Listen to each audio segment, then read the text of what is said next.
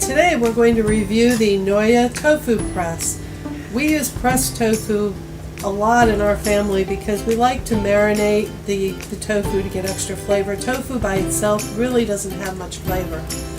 And when you press out all the excess water, because it does come packed in water in the package, usually in the store when you buy it, it's packed in water.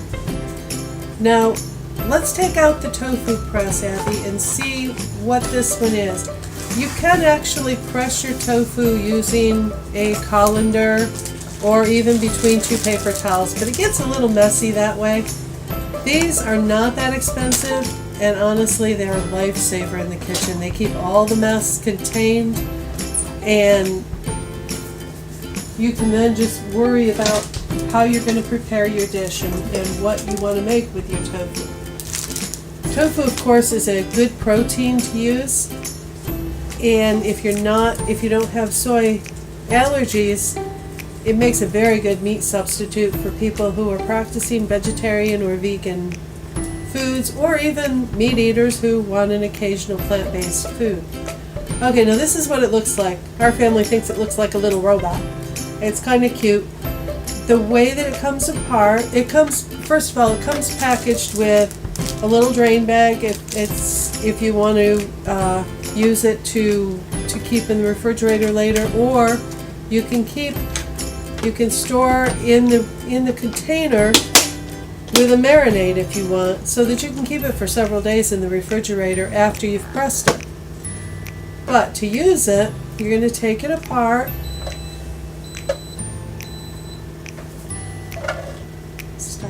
Okay, you'll notice that in the box it comes with the container, which will hold all the water that comes out of the tofu, or a marinade if you choose. It comes with a lid to put on it if you want to marinate it in the refrigerator.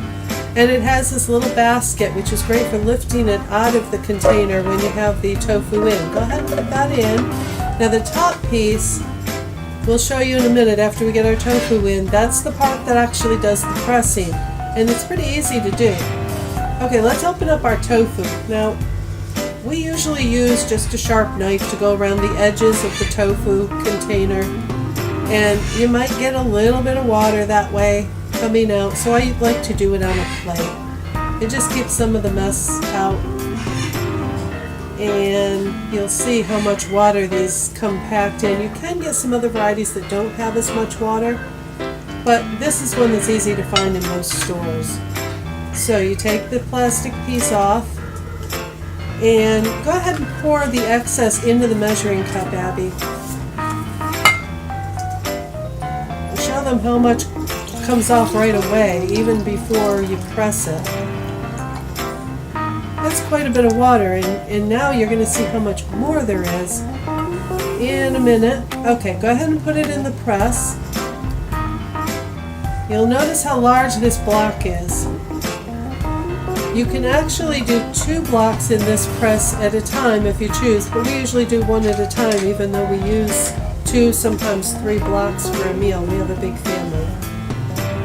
Alright, you just set it on top, and you're going to press it down and clamp it on the sides. They catch right on the clamp. They really do. And then you screw the top knob down to press it in. Now you get it down fairly tight at this point, and then we'll come back in about 5 to 10 minutes and twist it down a little bit further, because the more you put it down, the better. It takes about 15 minutes, we've found, to get most of the liquid out to the point where we can make stir fries with it. However, if you want it a lot drier, for instance, if you're going for an extra crispy tofu, you might want to leave it in for an hour or even overnight, and every so often just compress it down a little bit further. Okay, it's been about 15 minutes, and now we'd like to see if the tofu pressed down the way that we want it. This particular model has a drain hole, so you don't even have to open it first to drain the liquid from the bottom out. Go ahead and drain it, Abby, and show us. First of all, we had about a half a cup in the initial container, so now we're going to see how much more we got out of it. And what is that reading? About a cup? So we got about another half a cup out of it by pressing it. Now again, if you press it longer, you're going to get a little bit more, but it won't be another half a cup most likely. Okay, now to release this, you want to first release the top valve a little bit, and the reason for this is there's a lot of pressure on this and you don't want it to just pop off. That's probably enough. Now we just loosen the sides and pull the top piece out, and you can lift it out using the lifts. And look at how compressed down that is. Well, it's not half as tall as it was. It's a little more than that, but it really has pressed down.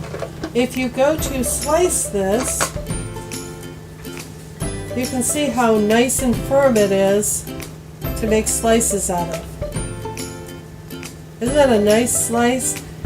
You can slice it, you can cube it. Some people like them in shreds, however you want for the recipe that you're making. We like them in bite-sized pieces for most things, but we do use the slices occasionally as well. And that's all there is to it. This unit is available on Amazon. You can find our link below. And I think you'll like using this unit. There's really no negative to it other than I kind of wish it wasn't plastic. I have a little aversion to plastics. This is, though, a BPA-free plastic, so it is safe to use. Go try it on your tofu.